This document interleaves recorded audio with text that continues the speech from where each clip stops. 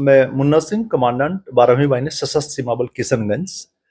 विगत दिनों जो हमारे पास खबर होती है उसके तहत जो खबर हमें प्राप्त होती है, जिसमें अपने बिहार से कई सारे मवेशी और साथ ही साथ भारत के कई राज्यों से मवेशियों के आने जाने का यही दो रूट, एक तो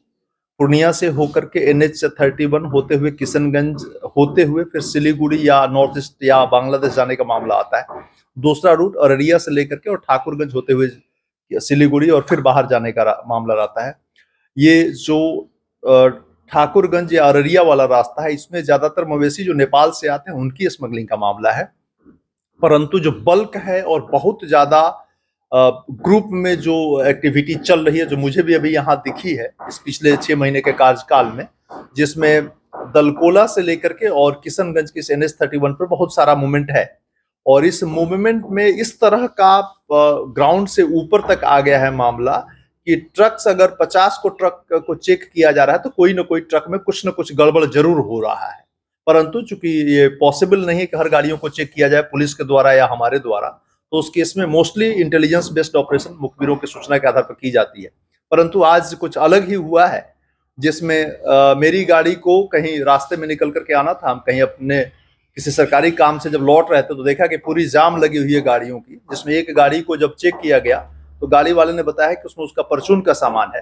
फिर जब थोड़ी सी तहकीकात की गई तो गाड़ी के अंदर से जानवरों की जो हड़फड़ धड़फड़ जो आवाज होती है उस तरह से आवाज आई है।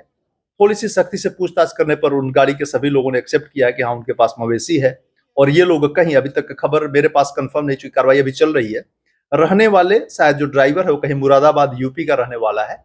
और उनको पकड़ करके फिर जिला पुलिस किशनगंज को दिया गया है। और ये कार्रवाइयां जो पकड़ने वकड़ने की है, ये फरिंगोला के चेक पोस्ट पर, जहां पुलिस का है जो पॉइंट है, जहां से बिहार के बाद वेस्ट बंगाल का इलाका शुरू होता है, वहां पे की जाती है और वहीं पे पकड़ हुई है। उसके बाद भी हमें शक था कि 8-10 गाड़ियां और भी होंगी जो बड़ी वाली उसी तरह की थी, तो उस केस में उनको चेक किया गया है, बट उन गाड़ियों में कुछ नहीं मिला है। और ये गाड़ियां, इसका मतलब है कि बिना सूचना के भी अगर ऐसी कार्रवाई हो रही है तो इसका मतलब कि पैमाना बहुत बड़ा है। और तब जब ये सारी गाड़ियां यूपी से लेकर के पूरे बिहार और इवन बंगाल में सारे टोल टैक्स को पार करते हुए आ रही है, तो मेरा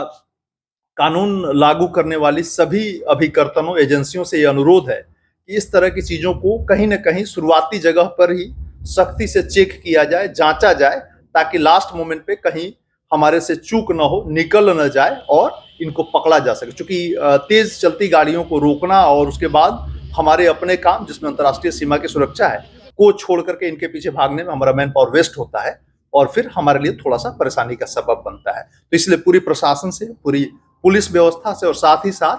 पूरे अपने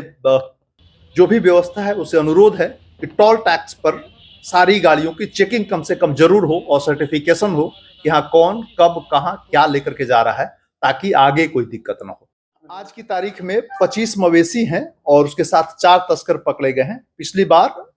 30 मवेशियों का अगेन 4 तस्करों के साथ सीजर हुआ था।